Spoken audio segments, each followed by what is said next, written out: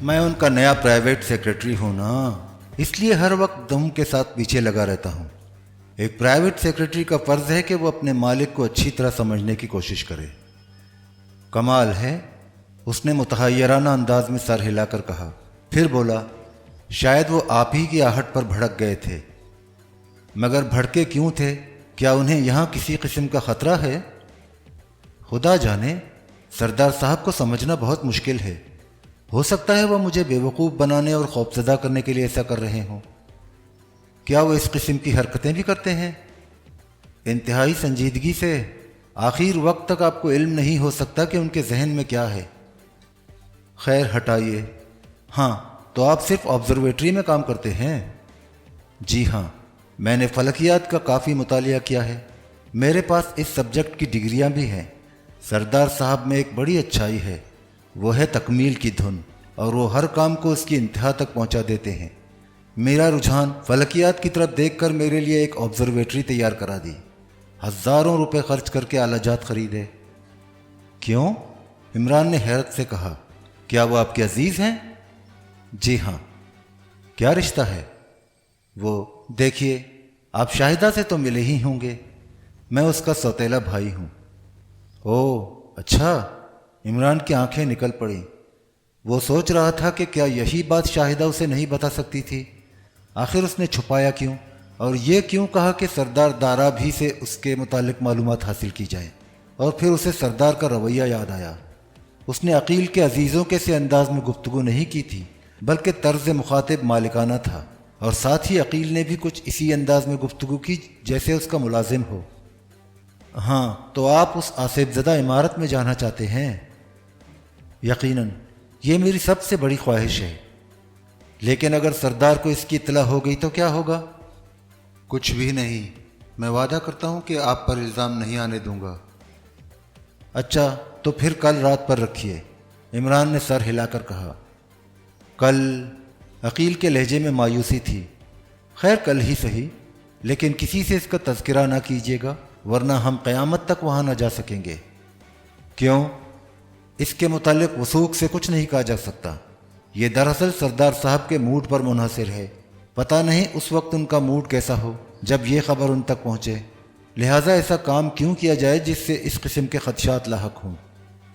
سردار صاحب آپ کے دادا ہوئے؟ کیا آپ انہیں دادا نہیں کہتے؟ نہیں، میں انہیں صرف سردار صاحب کہتا ہوں، بچپن ہی سے، لیکن انہیں کبھی اس پر اعتراض نہیں ہوا۔ بہت شاندار آدمی ہے سردار داراب، عمران سر ہلا کر بولا۔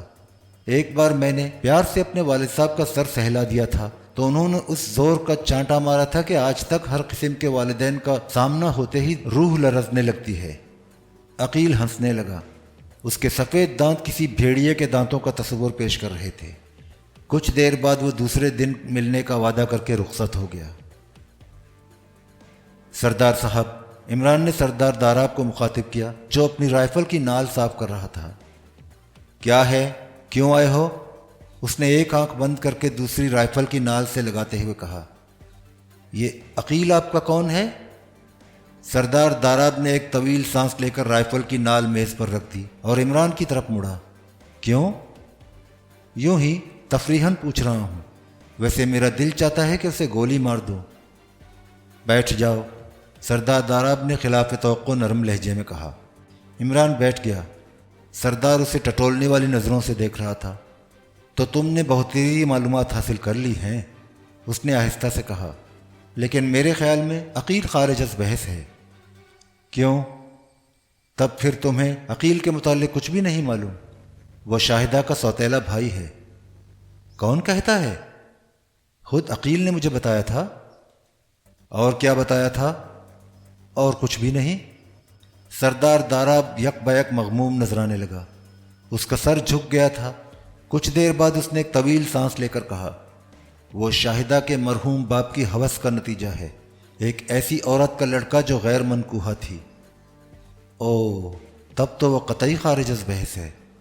مگر سردار صاحب، یہ بچھوؤں والا معاملہ تو وصیت نامے کے سلسلے میں بھی خامیاں رکھتا ہے۔ ظاہر ہے کہ آپ ہاتھ اچھا ہو جانے پر وصیت نامے کی تکمیل کر سکتے تھے۔ میں نے کافی غور کرنے کے بعد سر سلطان سے مدد طلب کی تھی۔ انہوں نے ایک بار کسی پرائیویٹ سراغ رسان کا تذکرہ کیا تھا۔ میں نے سوچا کہ انہی سے مدد لی جائے۔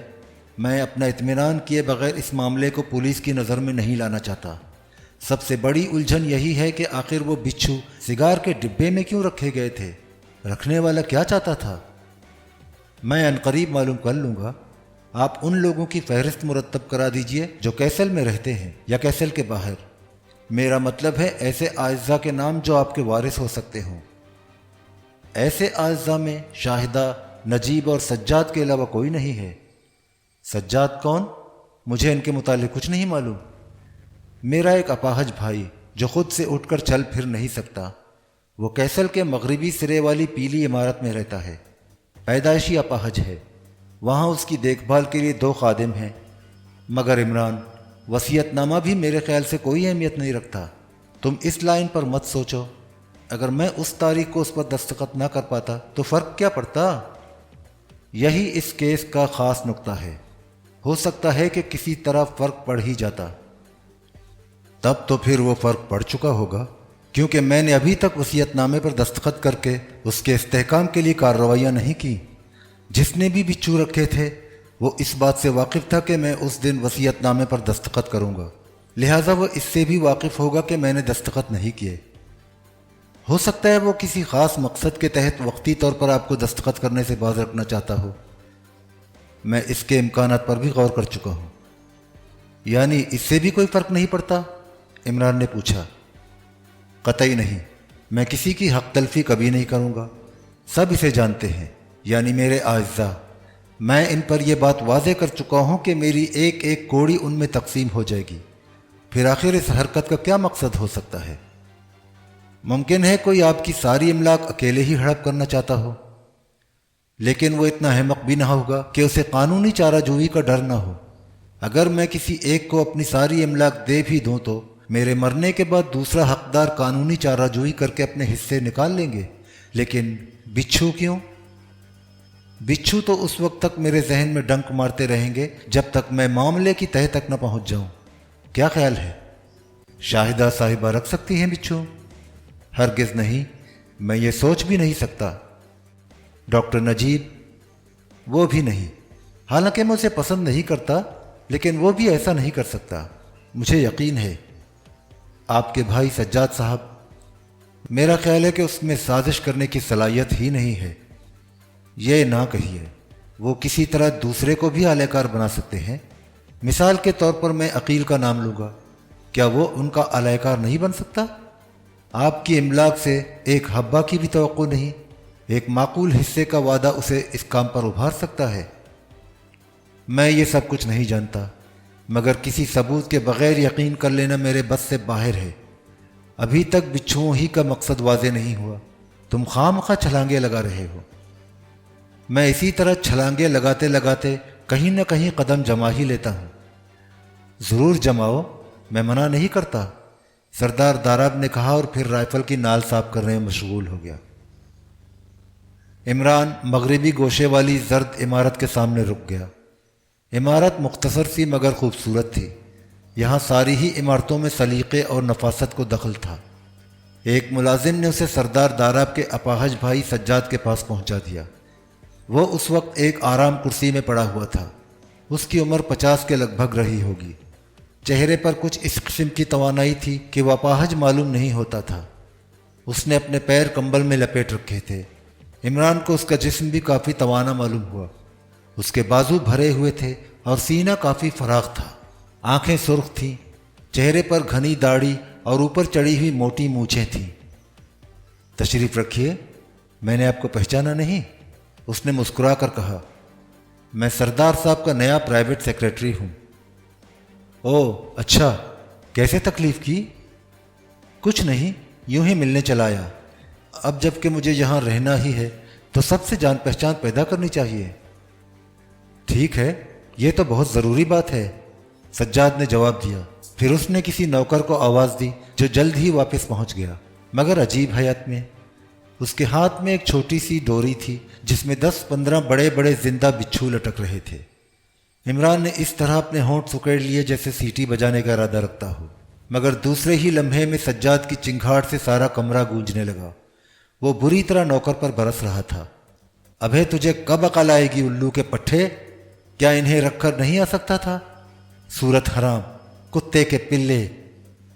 साहब ये अभी आए हैं, नौकर मुर्दा सी आवाज़ में बेजार से लहजे में बोला। मैं इन्हें रखने जा रहा था कि आपने आवाज़ दी। आवाज़ के बच्चे, दफा हो जाओ। असगर से कहो कि सेक्रेटरी साहब के लिए चाय तैयार करे। सुना उल्लू के पट्टे? नौकर चुपचाप चला गया। सज्जाद बहुत ज़्यादा गुस्से में था और उसे ठंडा होने में तकरीबन 5 मिनट लगे। इस दौरान में वो इमरान को कुछ इस अंदाज में बार बार घूरता रहा जैसे वो बदतमीज़ नौकर का कोई करीबी अजीज़ रहा हो। सेक्रेटरी साहब, दफतन वो भर्राई हुई आवाज़ में बोला, यहाँ अच्छे नौकरों के अलावा और सब कुछ मिल सकता है। ये कमबख्त इस काबिल भी नहीं होते कि इनकी शक्लें देखी जाएं। जी हाँ, इमरान सर हिलाकर बोला, यह वाकई बेहूदगी है। अगर वो कमबख्त मदारी है तो इसका ये मतलब तो नहीं कि आपको भी इन बचकाना खेलों से दिलचस्पी हो। अरे ला हौल वला कुव्वत, आप भी कमाल करते हैं। वो ज़बरदस्ती मुस्कुराया। ना वो मदारी है और ना मुझे ऐसे खेलों से दिलचस्पी है। वो तो दवा के लिए मंगवाए हैं मैंने। मेरी टांगें बिल्कुल ही बेजान नहीं हैं। इनमें सर्दियों के ज़माने में इतना शदीद दर्द होता है कि ज़िंदगी मुहाल नज़र आने लगती है। बिच्छुओं के तेल से आराम रहता है। यकीनन रहता होगा, बिच्छू बहुत गर्म होते हैं। इमरान सर हिलाकर बोला, बिच्छू ही नहीं मिस्टर, इसमें और भी गर्म चीज़ें पड़ती हैं, और भी कीड़े मकोड़े शामिल हैं। शेर की चर्बी, गोह की चर्बी और सवीना मछली और न जाने क्या क्या अल्लाह बल्ला। बड़ा कीमती तेल होता है। एक बार सामान इकट्ठा किया था मगर कुछ बिच्छू कम पड़ गए। इन्हीं गधों की गफलत की वजह से निकल भागे। मुझे तो रातों को नींद नहीं आती। अगर इन खोए हुए बिच्छुओं में से कोई पलंग पर चढ़ाए तो। वो खिसियानी सी हंसी हंसकर खामोश हो गया। ये वाकई तशवीश की बात है, इमरान फिक्रमंदाना लहजे में बोला। चंद लम्हे खामोश रहा, फिर बोला, कितने अरसे की बात है? मेरा मतलब यह है कि बाज़ इक़साम के बिच्छू अपने मखसूस ठिकाने से अलग होने के बाद 15 दिन से ज़्यादा ज़िंदा नहीं रहते। ओहो, तब तो वो अभी ज़िंदा होंगे। सज्जाद ने बेचैनी से पहलू बदलते हुए कहा, यह पिछले ही हफ्ते की बात है, तारीख मुझे याद नहीं। तब तो वो जनाब अभी ज़िंदा ही होंगे। अल्लाह मालिक है, सज्जाद ने ठंडी सांस लेकर कहा। मशीयत में किसे दखल हो सकता है? अब ये देखिए। सज्जाद ने अपने पैरों पर से कंबल हटा दिया। उसकी पतली पतली टांगें भारी भरकम जिस्म पर अजीब मालूम हो रही थी। मुझे इन पैरों पर हंसी आती है, सज्जाद मुस्कुरा कर बोला। आप खुद देखिए, है ना मज़े का खेज बात। कमर से ऊपर में हाथी हूँ और कमर से नीचे हिरन। इमरान के चेहरे पर गहरे गम के आसार नजर आने लगे और उसने एक ठंडी सांस लेकर कहा, ठीक है जनाब, मशीयत में किसे दखल हो सकता है। आप इससे पहले कहाँ थे सेक्रेटरी साहब? सज्जाद ने दफातन खुलूस से कहा। न जाने क्यों आपसे बड़ी मोहब्बत मालूम होती है। अरे यहाँ आप सब लोग बहुत अच्छे हैं। मुझे ऐसा मालूम होता है जैसे मैं अपने घर में ही हूँ। अकील साहब ने भी यही कहा था कि आपसे बड़ी मोहब्बत मालूम होती है। डॉक्टर नजीब साहब भी यही कह रहे थे। सरदार साहब, मगर नहीं, सरदार साहब कभी मुझे पसंद करते हैं और कभी नापसंद। वो बहुत अच्छे आदमी हैं सेक्रेटरी साहब, सज्जाद ने मोहब्बत आमेज़ लहजे में कहा। आहिस्ता आहिस्ता उनसे वाकिफ़ होंगे। वो दिल के बुरे नहीं हैं। और ज़बान का क्या, दिल साफ होना चाहिए। क्यों जनाब? दुरुस्त फरमाया। लेकिन ठहरिए, अभी आपने अकील का नाम लिया था, क्या उसने आपसे घुल मिल जाने की कोशिश की थी? जी हाँ, वो बहुत अच्छे आदमी हैं। दुनिया का कोई आदमी बुरा नहीं है जनाब, लेकिन आप उसके चक्कर में हरगिज़ न पड़िएगा, वरना आपको मुलाजमत से भी हाथ धोने पड़ेंगे। मैं आज तक समझ ही नहीं सका कि वो किस कमाश का आदमी है, मगर मैं ये बात फजूल ही कह रहा हूँ। जिसकी असलियत में फ़र्क हो। मैं नहीं समझा, असलियत से क्या मुराद है आपकी? कुछ नहीं, जाने दीजिए। ये हमारे लिए कोई काबिल फ़ख्र बात नहीं है। बहरहाल मैं आपको एक मुफीद मशवरा दे रहा हूँ, उससे ज़्यादा रब्त व ज़ब्त न रखिएगा, वरना नुकसान के अलावा और कुछ ना होगा। मैं आपकी नसीहत पर अमल करने की कोशिश करूँगा। आसमान अब्र आलूद होने की बिना पर तारीक थी। इमरान ऑब्जर्वेटरी के करीब खड़ा अकील का इंतज़ार कर रहा था। उसने अपनी चमकदार हिंसों वाली घड़ी देखी। 1 बज चुका था। داراب کیسل پر سناٹے کی حکمرانی تھی۔ 1:10 پر عقیل آبزرویٹری سے باہر آیا اور عمران کی نبض ٹٹولتا ہوا بولا، دیکھو آپ کا دل تو نہیں دھڑک رہا؟ پھر ہنس کر کہا، واقعی آپ کافی نڈر آدمی ہیں، آپ کی نبض کی رفتار معمول سے زیادہ نہیں معلوم ہوتی۔ یار کیوں باتیں بناتے ہو؟ خود تمہارا دم نکلا جا رہا ہے، اتنی دیر لگا دی، واہ یار۔ آہا ہا ہا، عقیل پھر ہنسا۔ اچھا آؤ۔ وہ دونوں لمبے لمبے قدم اٹھاتے ہوئے آصف زدہ عمارت کی طرف روانہ ہو گئے۔ راستے بھر وہ خاموشی رہے۔ عقیل عمارت سے تھوڑے فاصلے پر رک گیا۔ ایک بار پھر سوچ لیجئے، اس نے کہا، ہم ایک آصف زدہ عمارت میں داخل ہونے جا رہے ہیں۔ اگر ہم میں سے کسی ایک کو کوئی نقصان پہنچا تو دوسرا اس کے لیے ذمہ دار نہ ہوگا، اور اگر دونوں ساتھ مرے تو اس کی 100% ذمہ داری میرے باپ پر ہوگی۔ عقیل نے عجیب سے لہجے میں کہا، پھر بھرائی ہوئی آواز میں بولا، میں اپنی زندگی ہتھیلی پر لیے پھرتا ہوں، آپ کے باپ پر کیوں ہوگی اس کی ذمہ داری؟ عمران نے بڑی معصومیت سے پوچھا۔ کیونکہ اس نے مجھ پر مستقبل کے دروازے بند کر دیے ہیں۔ کیا آپ کو ابھی نہیں معلوم ہوا کہ میں حرامی ہوں؟ ارے لا حول ولا قوت، کیا باتیں کرتے ہیں آپ بھی؟ عمران نے بوکھلا جانے کی ایکٹنگ کی۔ یہ حقیقت ہے دوست، میں حرامی ہوں، اس لیے مجھ پر مستقبل کے دروازے بند ہیں۔ میں سردار داراب کے بیٹے کا نطفہ ہوں، لیکن کوئی بھنگن بھی مجھے اپنی فرزندی میں لینا پسند نہیں کرے گی۔ عمران صاحب، میرے دل میں بھی ایک خواہش چٹکیاں لیتی ہے کہ اپنا ایک گھر بناؤ، ایک خوش اخلاق بیوی ہو، ننھے منھے بچے ہوں، زندگی کی سچی مسرتوں کی گنگناہٹ سنو، لیکن کیا کبھی ایسا ہو سکے گا؟ اگر آپ سچ کہہ رہے ہیں تو مجھے افسوس ہے مسٹر عقیل۔ یہ میں نے اس لیے نہیں بتایا کہ آپ افسوس ظاہر کر کے میرا مضحکہ اڑائیں، عقیل نے تلخ لہجے میں کہا۔ کیا حقیقتاً آپ کو افسوس ہے؟ میں نہیں مان سکتا۔ لولے، لنگڑے، اپاہج آدمیوں کے لیے لوگ افسوس کرتے ہیں، حرامی سے کسی کو بھی ہمدردی نہیں ہوتی، حالانکہ وہ بھی ہمدردی ہی کے قابل ہوتا ہے۔ یقیناً یقیناً، لیکن آپ آخر اتنے مایوس کیوں ہیں؟ عمران آہستہ سے بولا، کیا آپ بھی اپنے باپ کے رویے کا اعادہ نہیں کر سکتے؟ ہرگز نہیں، کبھی نہیں۔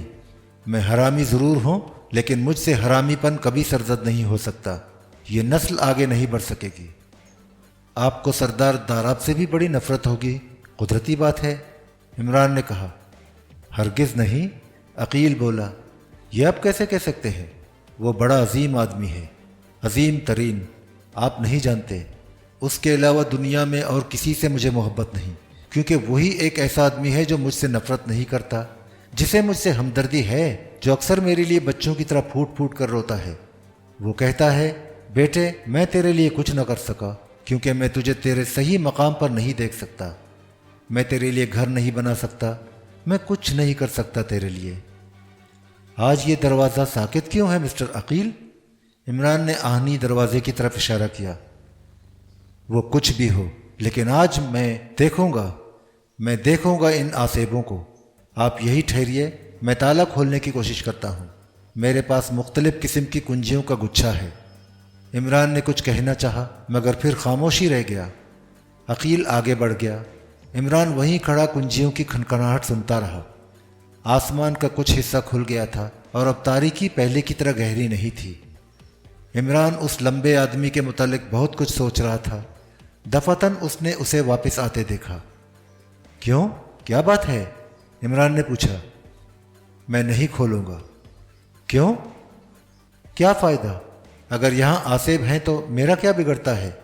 اگر یہ ہمارے کیسل میں پھیل جائیں تب بھی میرا کوئی نقصان نہیں ہوگا، میں کہیں چلا جاؤں گا، مگر میں تو اب جاؤں گا اندر، میں آپ کو نہیں روک سکتا، عقیل نے کہا اور وہاں سے جانے کے لیے آگے بڑھا۔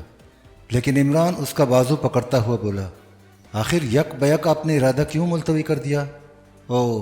یہ دیکھیے آپ کی نبض بھی ٹھیک چل رہی ہے، یعنی آپ خوفزدہ نہیں۔ سنیے جناب، کل کسی کو یہاں کوئی حادثہ پیش آ جائے تو آپ ہی تمام میں کہتے پھریں گے کہ عقیل نے دروازہ کھولا تھا۔ ایسی صورت میں بھلا یہ کیسے میری زبان سے نکلے گا جبکہ میں بھی آپ کے ساتھ ہوں؟ نہیں، مجھے خام کا کیا پڑی ہے؟ اچھی بات ہے دوست، لیکن میں تم سے یہاں تک آنے کا مقصد معلوم کیے بغیر نہیں رہوں گا۔ آخر تم نے پروگرام ہی کیوں بنایا تھا جبکہ کیسل کا ہر فرد اندھیرے میں ادھر آتے ہوئے کانپتا ہے؟ اگر میں وجہ نہ بتاؤں تو میرا کیا بگڑے گا؟ یہ تو مستقبل ہی بتائے گا، عمران نے لاپرواہی سے کہا اور اس کے جواب کا انتظار کیے بغیر آگے بڑھ گیا۔ عمران کے لیے یہ کوئی مشکل کام نہیں تھا کہ وہ سگار کیس میں بچھو رکھنے والے کا پتہ لگا لیتا، لیکن سوال تھا مقصد کا۔ اس جرم کا مقصد ابھی تک اس کی سمجھ میں نہ آ سکا تھا۔ بعض اوقات تو وہ سوچنے پر مجبور ہو جاتا کہ یہ سب کچھ محض مذاق تھا، کسی نے سردار داراب سے ایک خطرناک قسم کا مذاق کیا تھا۔ ہو سکتا ہے کبھی کسی کو اس کا کوئی مذاق اسی حد تک گراں گزرا ہو، کیونکہ سردار داراب کے مذاق قطعی غیر متوقع طور پر ظہور پذیر ہوا کرتے تھے۔ خود عمران کو بھی ایک بار اس کا تلخ تجربہ ہو چکا تھا، یعنی لڑکیوں کے کالج میں غیر متوقع طور پر تقریر کرنا۔ یقیناً وہ عمران کے لیے ایک تشویش کن لمحہ تھا جب سردار نے اچانک تقریر کے لیے اس کے نام کا اعلان کیا تھا۔ ہو سکتا ہے کبھی کسی نے اس کے کسی مذاق پر اس سے بھی زیادہ بدحواسی محسوس کی ہو اور اسی وقت تہیہ کیا ہو کہ وہ بھی سردار داراب سے انتقام لیے بغیر نہ رہے گا۔ عمران نے سردار داراب کو بھی اپنے اس خیال سے آگاہ کیا، لیکن سردار داراب اسے محض مذاق تسلیم کرنے کے لیے تیار نہیں تھا۔ اکثر عمران کا دل چاہتا تھا کہ اس بوڑھے کو چھت میں الٹا لٹکا کر اس سے پوچھے کہ اسے کس پر شبہ ہے۔ اس نے سجاد کے بچھوؤں کا قصہ بھی سنایا تھا، لیکن سردار داراب کا جواب تھا ممکن ہے کسی نے اس کے بچھو چرا کر سگار کیس میں رکھے ہوں۔ یہی خود سجاد کی ہما پر ایسا نہیں ہو سکتا؟ عمران نے پوچھا۔ ہرگز نہیں، میں کبھی تسلیم نہیں کر سکتا۔ پھر آپ یہ تسلیم کیجئے کہ وہ بچھو میں نے رکھے تھے، عمران نے جھلا کر کہا۔ اس پر سردار داراب خاموشی رہا۔ پھر عمران نے آہنی دروازے کا تذکرہ چھیڑتے ہوئے عقیل کی حرکت کے متعلق بتایا۔ او، وہ بعض اوقات پاگلوں کی سی حرکتیں کرتا ہے، سردار کا جواب تھا، لیکن تم خود سوچو کہ وہ ایسی حرکتیں کیوں کرنے لگا، جبکہ مجھے یقین ہے کہ ان بچھوؤں کا تعلق صرف وصیت نامے سے ہو سکتا ہے۔ ڈاکٹر نجیب کے متعلق کیا خیال ہے؟ اس کے بارے میں بھی کوئی برا خیال نہیں رکھتا۔ تب پھر یہ حرکت شاہدہ کے علاوہ اور کسی کی نہیں ہو سکتی۔ یہ تو بالکل ہی لغو خیال ہے۔ پھر میں آپ کو یہی مشورہ دوں گا کہ آپ اپنا راج پاٹ چھوڑ کر بنواس لیجئے تاکہ مجھے بھی فارغ البالی اور اطمینان نصیب ہو۔ تم تو یہاں سے جا ہی نہیں سکتے، خواہ یہ محض مذاق ہی کیوں نہ رہا ہو۔ ہیں؟ کیا مطلب؟ کچھ بھی نہیں، تمہاری بدتمیزیوں کے باوجود بھی میں تمہیں بے حد پسند کرنے لگا ہوں، لیکن میں آپ کو قطعی پسند نہیں کرتا، عمران نے برا سا منہ بنا کر کہا۔ زیادہ شریف آدمی مجھے بالکل اچھے نہیں لگتے۔ تمہاری صاف گوئی اور بکواس مجھے پسند ہے، لیکن میں یہاں نہ صاف گوئی کے لیے آیا ہوں اور نہ بکواس کے لیے، اور تم سے کچھ ہو بھی نہیں سکتا۔ کیا نہیں ہو سکتا؟ آپ کسی کے خلاف شبہ بھی تو ظاہر کیجئے۔ تب پھر تم سراغ رساں کیسے ہو؟ میں جاسوسی ناولوں کا سراغ رساں نہیں ہوں سردار صاحب، جسے ہمیشہ ایسے موافق آلات پیش آتے ہیں جس کی مدد زمین و آسمان کرتے ہیں، جسے ہمیشہ ایسے ہی اتفاقات پیش آتے ہیں جو اسے صحیح مجرم تک پہنچا دیں۔ سردار داراب کچھ نہ بولا۔ عمران نے تھوڑی دیر بعد کہا، اب دوسری ہی صورت ہو سکتی ہے۔ میرے خیال سے مجھے ایک ڈرامہ اسٹیج کرنا پڑے گا، مگر وہ بھی آپ ہی کے اس خیال کی موافقت میں کہ بچھوؤں کا تعلق آپ کے وصیت نامے سے ہو سکتا ہے۔ آپ اسی خیال پر جمے ہوئے ہیں، لیکن شاید اس کی وجہ بتانے پر تیار نہیں۔ کیا ڈرامہ اسٹیج کرو گے؟ اپنے مشیر قانونی کو یہاں طلب کیجئے اور دوبارہ اس کا پروپیگنڈا کرائیے کہ آپ وصیت نامہ مرتب کرنے والے ہیں۔ اس سے کیا ہوگا؟ اب میں کسی بھی سوال کا جواب دینے کے لیے تیار نہیں، عمران نے کہا۔ اگر آپ ایسا کر سکتے ہیں تو کیجئے، ورنہ میں آج ہی یہاں سے روانہ ہو جاؤں گا۔ سردار داراب تھوڑی دیر تک کچھ سوچتا رہا، پھر بولا، اچھی بات ہے، میں اسے آج ہی فون کر کے بلواؤں گا۔ وہ سردار گڑھ ہی میں رہتا ہے؟ اور کچھ؟ نہیں، فی الحال اتنا ہی۔ شاہدہ کو شاید عمران کی اس تجویز کا علم ہو گیا تھا، وہ اس کے پیچھے پڑ گئی۔ وہ چاہتی تھی عمران اسے اپنے اس پروگرام سے مقصد سے آگاہ کر دے۔ شاید سردار داراب بھی نے اسے اس کے متعلق بتایا تھا، ورنہ یہ گفتگو صرف انہی دونوں کے درمیان ہوئی تھی، کوئی تیسرا وہاں موجود نہیں تھا۔ شاہدہ شاید اس کے معاملات میں بہت زیادہ دخیل تھی۔ پھر عمران نے بھی آہستہ آہستہ یہ بات مشہور کرنی شروع کر دی کہ سردار داراب نے وصیت نامہ مرتب کرنے کے لیے اپنے قانونی مشیر کو کیسل میں طلب کیا ہے۔ اس سے اس کا مقصد یہ تھا کہ وہ داراب کے عزیزوں پر اس خبر کا رد عمل دیکھ سکے، لیکن وہ سب ہی اس خبر کے سنتے ہی بے چین نظر آنے لگے تھے۔ لیکن عقیل اور شاہدہ پر اس کا کوئی خاص اثر نہیں ہوا تھا۔ عقیل تو خیر خارج از بحث تھا، لیکن شاہدہ کے متعلق عمران کوئی صحیح رائے قائم نہ کر سکا۔ بعض اوقات تو وہ خود اسے بڑی پراسرار معلوم ہونے لگتی تھی۔ بہرحال عمران نے پوری اسکیم مرتب کر لی تھی۔ جس دن سردار داراب کا قانونی مشیر کیسل پہنچا تھا، اسی دن عمران کی تجویز کے مطابق سردار داراب نے اپنے سارے اعزاء کو رات کے کھانے پر بلایا، حتیٰ کہ مفلوج بھائی سجاد کو بھی نہیں چھوڑا۔ 2 نوکر اسے اٹھا کر وہاں لائے تھے۔ اس موقع پر اس نے عقیل کو محروم نہیں کیا، وہ بھی کھانے کی میز پر موجود تھا۔ عمران نے محسوس کیا کہ اس کے اور شاہدہ کے تعلقات بہت اچھے ہیں اور ان دونوں کے درمیان خلوص بھی پایا جاتا ہے۔ سب ایک دوسرے سے گھل مل کر گفتگو کر رہے تھے، مگر ڈاکٹر نجیب خود کو بہت زیادہ لیے دیے نظر آ رہا تھا۔ ویسے بھی وہ عام طور پر سنجیدہ نظر آیا کرتا تھا، مگر اس وقت اس کی سنجیدگی اور زیادہ گہری ہو گئی تھی۔ جس وقت آیا تھا، سردار داراب سے بہت ہی معمولی قسم کی سی گفتگو ہوئی تھی اور پھر وہ خاموش ہی ہو گیا تھا۔ داراب کے دوسرے اعزاء بھی مشکل ہی سے اس سے مخاطب ہوتے تھے۔ بہرحال بادی النظر میں یہی رائے قائم کی جا سکتی تھی کہ وہ اعزاء میں مقبول نہیں ہے۔ کھانے کے بعد میز صاف کر دی گئی اور ایک ملازم ہر ایک کے سامنے ایک ایک شراب کا پیک رکھ رہا تھا۔ عمران کو اس پر بڑی حیرت ہوئی۔ وہ سوچ رہا تھا کہ اب شراب کا دور چلے گا۔ ابھی تک تو اسے اس بات کا علم نہیں ہو سکا تھا کہ اس عمارت میں شراب بھی رائج ہوگی۔ اس نے سردار داراب کی طرف دیکھا، لیکن اس کے چہرے پر سنجیدگی کے آثار تھے۔ عمران ہی نہیں بلکہ غالباً سبھی اس پر متحیر تھے، حتیٰ کہ ڈاکٹر نجیب کے سپاٹ چہرے میں بھی عمران کو تبدیلیاں نظر آنے لگی تھیں۔ اس کی آنکھیں کسی حیرت زدہ بچے کی آنکھوں سے مشابہ نظر آ رہی تھیں اور اس کے چہرے سے سنجیدگی کا غلاف اتر گیا تھا۔ کھانے کی میز پر شاہدہ کے ساتھ اس کی سہیلی بلقیس بھی تھی اور وہ بہت شدت سے بور نظر آ رہی تھی۔ عمران اس کے برابر ہی موجود تھا۔ پرواہ مت کرو، عمران نے آہستہ سے بولا، مگر زیادہ نہ پینا، میں لعنت بھیجتی ہوں۔ بلقیس بڑبڑائی، مجھے نہیں معلوم تھا کہ یہاں یہ بھی ہوگا۔ میرے خدا، یہ شاہدہ بھی پیتی ہے؟ ارے یہ تو چرس بھی پی سکتی ہے۔ عمران بولا، پتہ نہیں کیوں تم اس سے ملتی ہو۔ اگر میرے سامنے رکھے ہوئے پیگ میں شراب منڈیلی گئی تو میں اسے بوڑھے کے منہ پر کھینچ ماروں گی۔ تم کبھی ایسا نہیں کر سکتی، ڈرپوک ہو۔ دیکھ لینا۔ کیا دیکھ لوں؟ کچھ نہیں، دماغ نہ چھاٹو، بلقیس نے ہاتھ جھٹک کر کہا۔ کیا بات ہے؟ سردار داراب نے عمران سے پوچھا۔ کچھ نہیں، یہ کہتی ہے کہ اگر میرے سامنے رکھے ہوئے پیگ میں شراب ڈالی گئی تو۔ بیکار بکواس۔ بلقیس اسے کھانے کو دوڑی۔ او، تم شراب نہیں پیتی؟ سردار داراب نے پوچھا۔ نہیں، بلقیس نے بوکھلائے ہوئے انداز میں کہا۔ آہا، تب تم جا کر آرام کرو، مجھے قطعی ناگوار نہیں گزرے گا، سردار داراب بولا۔ بلقیس جانے کے لیے اٹھی، شاہدہ بھی اٹھ گئی۔ بیٹھو، سردار داراب شاہدہ سے بولا، تم پیتی ہو، بیٹھ جاؤ۔ دفتن عقیل کھڑا ہو کر بولا، اگر آپ نے اسے شراب پینے پر مجبور کیا تو میں یہیں اسی جگہ خودکشی کر لوں گا۔ بیٹھو گدھے۔ کیا آپ؟ نہیں، میں بھی شراب نہیں پیتا۔ بیٹھ جاؤ۔ بلقیس کمرے سے جا چکی تھی۔ شاہدہ اور عقیل کھڑے تھے۔ سجاد کے پیروں میں جان ہی نہیں تھی، لیکن اس کے چہرے پر ہوائیاں ضرور اڑ رہی تھیں۔ یہ سب کچھ عمران کی اسکیم میں شامل نہیں تھا۔ اس نے داراب کے قانونی مشیر کی طرف دیکھا، وہ بھی کھانے کی میز پر موجود تھا اور اس واقعے میں خاص دلچسپی لے رہا تھا۔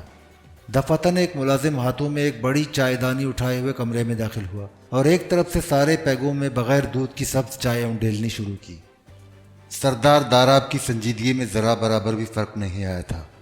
شاہدہ اور عقیل خفیف ہو کر بیٹھ گئے۔ چائے کے بعد سردار داراب نے اپنے اعضاء کو مخاطب کر کے کہا کہ وہ اب کافی بوڑھا ہو چکا ہے، پتہ نہیں کب مر جائے، لہٰذا اب وہ اپنی وصیت مرتب کر لینا چاہتا ہے اور وہ کسی بھی حقدار کو مایوس نہیں کرے گا۔ اس پر لوگوں نے عقیل کی طرف دیکھا اور عقیل ہاتھ اٹھا کر بولا، آپ نے مجھے کیوں بلایا تھا؟ ہا ہا ہا ہا، کیا تم بھی میرے ہی جسم کا ایک حصہ نہیں ہو؟ سردار داراب نے مغموم آواز میں کہا۔ جی ہاں، بدگوشت، بکواس مت کرو عقیل، ورنہ تھپڑ مار دوں گا، گدھے کہیں کے، سردار داراب نے کہا اور پھر اپنی تقریر شروع کر دی۔ وہ کہہ رہا تھا کہ وصیت کی تفصیل اس کے مرنے سے پہلے کسی کو نہیں معلوم ہو سکے گی۔ وصیت نامہ قانونی مشیر کے پاس محفوظ رہے گا اور اس وصیت نامے کی تکمیل آئندہ شام تک ہو جائے گی۔ تقریر ختم کر کے وہ بیٹھ گیا۔ سب خاموش تھے۔ عقیل کے علاوہ اور کسی کے چہرے سے نہیں ظاہر ہو رہا تھا کہ اسے اس تقریر سے ذرہ برابر بھی دلچسپی رہی ہو۔ اس کا چہرہ سرخ ہو رہا تھا اور وہ بار بار اپنا نچلا ہونٹ چبا رہا تھا۔ آخر وہ بڑبڑانے لگا، نہیں، میں اسے نہیں برداشت کر سکتا۔ آخر حقداروں کے مجمع میں مجھے کیوں گھسیٹا گیا؟ بابا، یہ میری توہین ہے۔ اب میں کیسل میں نہیں رہوں گا، کہیں اور جا مروں گا جناب۔ سردار داراب ہاتھ کے اشارے سے نشست برخاست کر کے اٹھ گیا۔ رات گہری تاریک تھی۔ آسمان میں بادلوں کے پرے تیرتے پھر رہے تھے۔ ایک لہجے کے لیے تاروں کی چھاؤں نظر آتی اور پھر کھلے ہوئے آسمان کو بادل ڈھانپ لیتے۔ بلقیس اور شاہدہ عمارت کی چھت پر چل رہی تھیں۔ آخر تم کیا کرتی پھر رہی ہو؟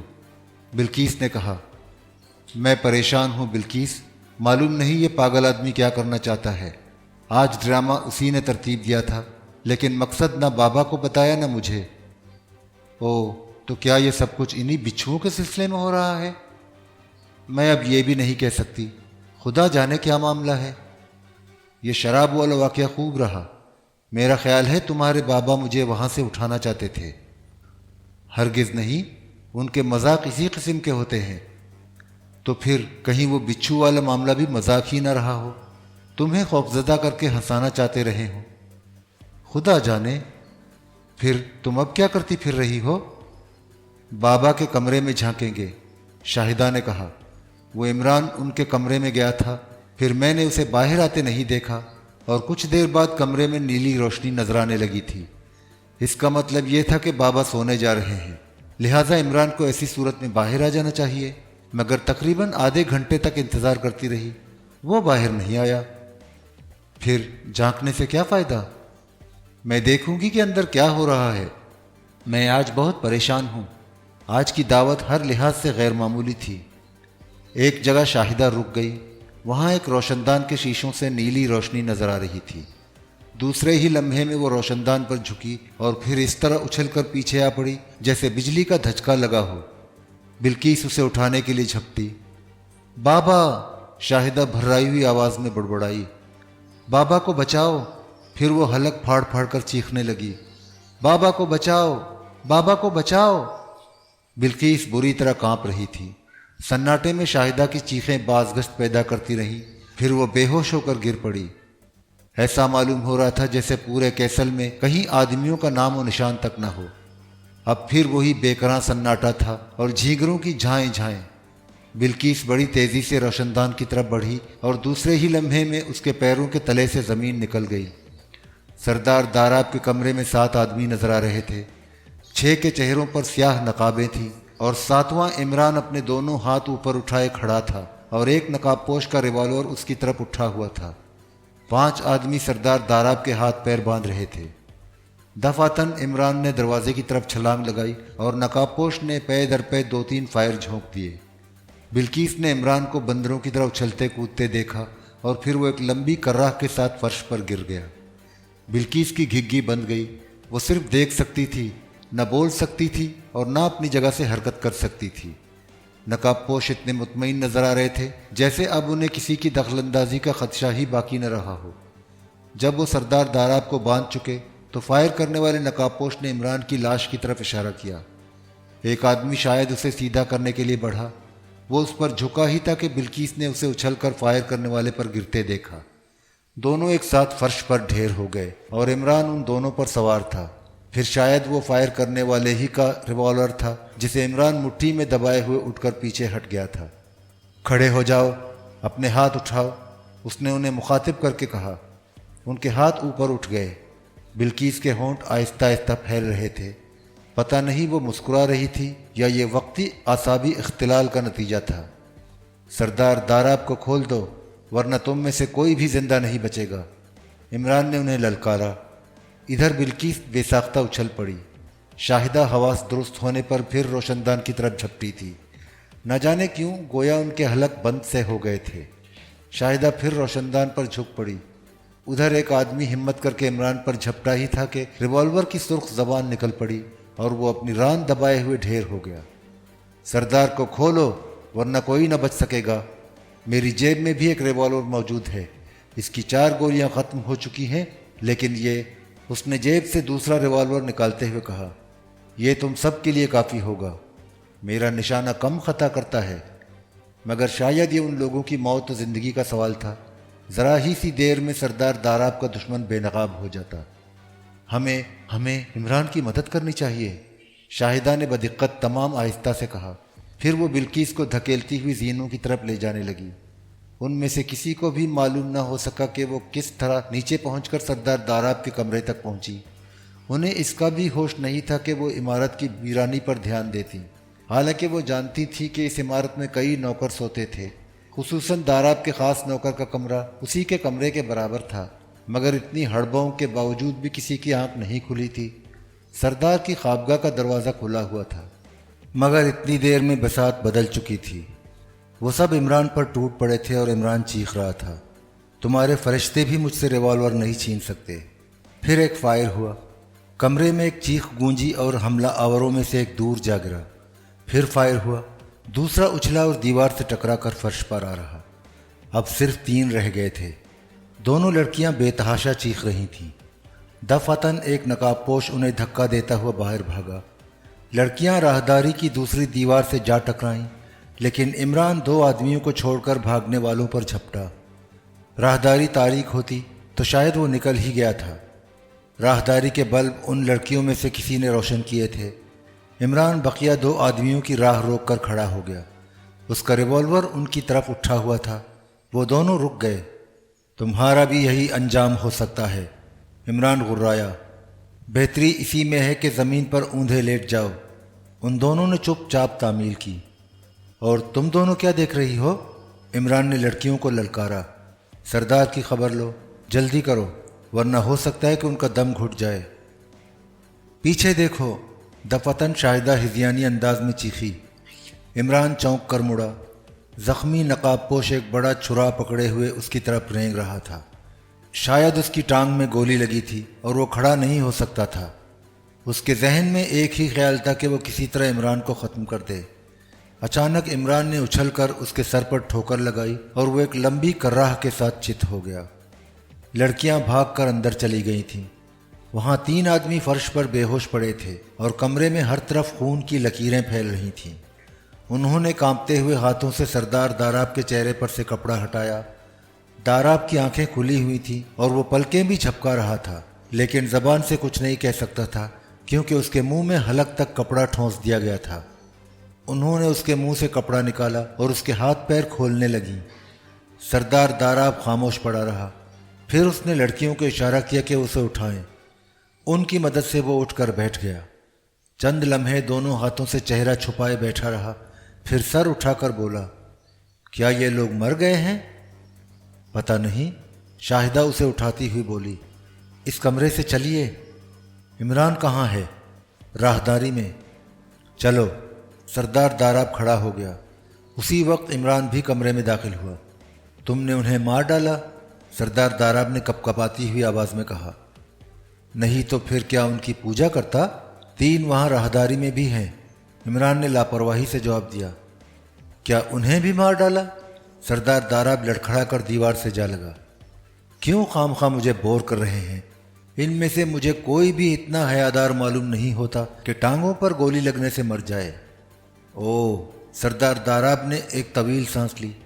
इमरान ने कमरे में पड़े हुए 3 आदमियों के चेहरों से नकाबें हटाईं, लेकिन सरदार दाराब नफ़ी में सर हिलाता हुआ बोला, इनमें से किसी को भी नहीं पहचानता। फिर वो राहदारी में आए। 2 आदमी बराबर से ऊंधे पड़े हुए थे। इमरान ने उन्हें भी ठोकरें मार मार कर बेहोश कर दिया था। सरदार दाराब ने उन दोनों को भी पहचानने से इनकार कर दिया। اب صرف وہ آدمی باقی بچا تھا جس نے عمران کو چھرا مارنے کی کوشش کی تھی۔ جیسے ہی عمران نے اس کے چہرے سے نقاب ہٹائی، نہ صرف داراب بلکہ لڑکیاں بھی بدحواس ہو گئیں۔ ان کے سامنے ڈاکٹر نجیب چت پڑا ہوا تھا۔ ایسا معلوم ہو رہا تھا جیسے سردار داراب کو سکتہ ہو گیا ہو۔ وہ کچھ دیر بعد ہکلایا، اس معاملے کو تباہی دینا بہتر ہوگا۔ یہ ناممکن ہے، قطعی ناممکن۔ اگر آپ اس معاملے میں دخل دیں گے تو میں آپ کو بھی نہیں چھوڑوں گا۔ آپ کیا سمجھتے ہیں مجھے؟ میں ایک ذمہ دار آفیسر ہوں، پرائیویٹ سراغ رساں۔ یہ محض بکواس ہے۔ ہمارے ملک میں پرائیویٹ سراغ رسانی کے لائسنس نہیں دیے جاتے، عمران نے کہا۔ تھوڑی دیر بعد عمران نے سارے زخمیوں کو سردار داراب کی خوابگاہ میں بند کر دیا۔ پھر عمارت میں نوکروں کو تلاش کرتے ہوئے یہ حقیقت کھلی کہ سارے نوکر پہلے ہی بے بس کر دیے گئے تھے۔ عمران اور لڑکیوں کے کمروں کی بھی تلاشی لی گئی تھی، لیکن عمران اس وقت سردار داراب کی مسری کے نیچے آرام کر رہا تھا اور لڑکیاں چھت پر بھٹکتی پھر رہی تھیں۔ سردار داراب کا خاص نوکر اپنے کمرے میں بے ہوش پایا گیا۔ شاید اسے کلوروفارم دیا گیا تھا۔ دوسرے نوکروں کو بھی کافی دیر کے بعد ہوش آ سکا۔ پھر ذرا ہی سی دیر میں سارا کیسل اس عمارت میں امنڈ پڑا۔ بستی کے پولیس اسٹیشن کو فون کیا گیا۔ دوسری طرف عمران سردار داراب اور اس کے 3 مینیجروں سمیت ڈاکٹر نجیب کی رہائش گاہ پر پہنچا اور عمارت کا ایک ایک گوشہ دیکھتا پھرا، لیکن سردار داراب کو الجھن ہو رہی تھی کیونکہ اس بھاگ دوڑ کا مقصد اس کی سمجھ میں نہیں آ سکا تھا۔ اس نے عمران سے اس کے متعلق پوچھا۔ بچھوؤں کا مقصد تلاش کر رہا ہوں کیونکہ ابھی تک بچھوؤں کا مقصد میری سمجھ میں نہیں آ سکا۔ اگر نجیب یہ چاہتا تھا کہ آپ وصیت نامہ مرتب نہ کر سکیں تو پہلے بھی بچھوؤں والی حرکت کرنے کی بجائے آپ کو مار ہی ڈالتا، لیکن محض وصیت نامہ مرتب کرنے سے پہلے مر بھی جاتے تو اس سے کیا فرق پڑتا؟ قانونی طور پر آپ کے دوسرے ورثہ ہر حال میں آپ کی املاک میں سے حصہ پاتے، لہٰذا وصیت نامہ والا چکر فضول ہے۔ پھر تم نے یہ ڈرامہ کیوں کیا تھا؟ میرا خیال ہے کہ تمہیں اسی کی توقع تھی جو اس وقت ظہور پذیر ہوا ہے۔ آپ کا خیال درست ہے، اس وقت وہی کچھ پیش آیا ہے جو میں نے سوچا تھا، لیکن اب مجھے اصل کی تلاش ہے۔ یہ تو محض ایک واقعہ تھا۔ عمران خاموش ہو کر کچھ سوچنے لگا، پھر سردار داراب سے پوچھا، ہاں وہ آہنی دروازہ کب سے ہلایا جا رہا ہے؟ یعنی کہ اس عمارت میں آسیبی خلل کب سے ہوا ہے؟ یہی کوئی 1.5 ماہ پہلے کی بات ہے، سردار داراب نے جواب دیا۔ گڈ، عمران سر ہلا کر بولا، میں ذرا اس عمارت کو بھی دیکھ لوں۔